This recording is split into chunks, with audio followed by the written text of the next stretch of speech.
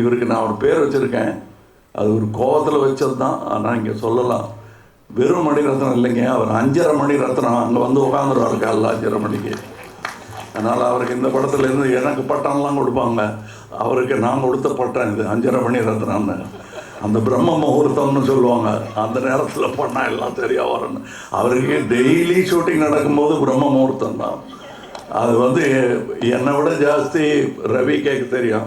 ஏன்னா நான் 5:45 வந்தால் போதுன்னா அவர் 3:45 போகணும்.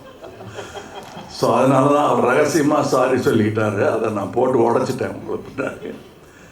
நிஜமாகவே அது நாயகன் காலத்துலேருந்து தொடரும் ஒரு பழக்கம் அவருக்கு. 6 மணி ஷூட்டிங்கு 5 மணிக்கு வந்துடுவார். இது அதை பற்றியே நைட்டெல்லாம் நினச்சிருந்தா தான் அப்படி எழுந்திரிச்சு வர முடியும், அலாரம் இல்லாமல். ஸ்பாட்லேயும் அவர்கிட்ட சினிமா பற்றி பேசினா அரட்டை அடிக்க முடியுமே தவிர, பாக்கி நேரத்தில் அவர் இந்த பக்கம் போய் அங்கே பார்த்துட்டு இருப்பார். எனக்கு அதெல்லாம் பார்க்கும்போது பாலச்சந்தர் சார் ஞாபகம் வரும்.